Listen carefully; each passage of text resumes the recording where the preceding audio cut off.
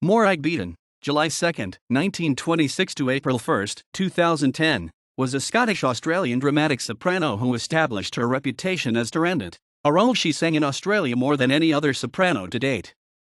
She also sang Tatiana, Eugene Onegin, Venus, Tannhäuser, Abigaille, Nabucco, Eboli, Don Carlos, Santuzza, Cavalleria rusticana, and many other roles.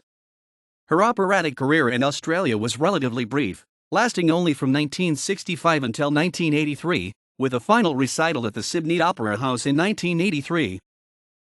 Today, Beaton's reputation rests largely on her appearances as Turandot, recorded in live performance and now on compact disc, and her performance as Cathy on the complete recording of Bernard Herrmann's only full-length opera Wuthering Heights.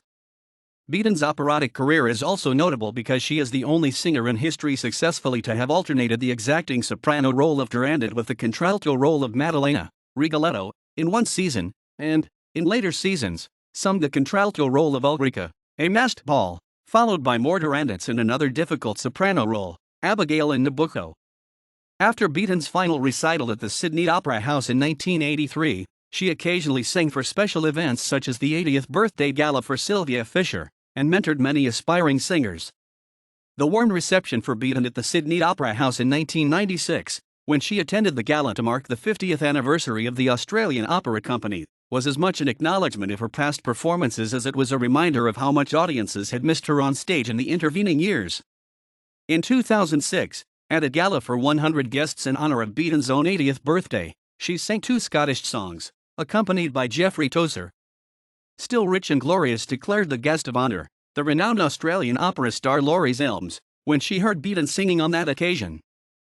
Beaton was born in Edinburgh, Scotland, on July 2, 1926. As a girl, Beaton studied music with her mother, Margaret. Feeling the need to contribute to the war effort, Beaton enlisted in the army in 1945 and devoted the next 3 years of her life to military service, singing as much as she could. Whenever the opportunity arose, Beaton would sing for the troops while fulfilling a variety of duties on different postings. In Edinburgh after World War II, Beaton studied singing initially with a renowned teacher, Joyce Fleming. At Fleming's suggestion, Beaton also began to attend the Collegium Musicum sessions of Dr. Hans Gall, which were a unique feature of Edinburgh's musical life. Gall became an important influence in Beaton's development. He was a brilliant musician, a composer, pianist, and scholar of great distinction. In March 1938, like other Jewish refugee families anxious to escape Hitler and the Nazis, Gall fled to England with his wife Hannah and their two sons. Later, Gall was offered a position as lecturer in music at the University of Edinburgh. In 1948, just as Beaton's prospects were moving in a positive direction, her life changed. Quite suddenly, in April, her mother died at the age of 50. From then, until 1962, with the help of her aunt Barbara McGillivray, Beaton served a very long apprenticeship in singing in London. During the late 1950s, she won a series of scholarships and prizes that enabled her, at last, to study singing full-time. In 1962, she made her debut in Berlin singing in Manuel de Falla's Atlantina. After singing in Germany and England, having been invited by Richard Bonynge, she toured Australia with the Sutherland Williamson International Grand Opera Company in 1965. In 1966, she recorded the role of Cathy in the complete recording of Bernard Herrmann's Wuthering Heights, under the composer's direction. The same year, she made another recording, this time for Decca, with Joan Sutherland and another singer she also admired, the mezzo-soprano Margaret Elkins. Beaton sang with the Australian Opera from 1967 until early 1973, when she resigned and returned to London, where she underwent surgery for a medical condition that had been troubling her for some time. She returned to Australia in 1976. On January 16, 1983, at the Sydney Opera House, Beaton returned to public performance with a recital of operatic arias including Voilo Sapete, Cavalleria rusticana, Sun Pochi Fiori, Elamico Fritz, O mio babino caro, Johnny Skiki, Io son Elumile, Adriana Lecouvreur, El Alternate, Mephistophele, and Suicidio, La Gioconda.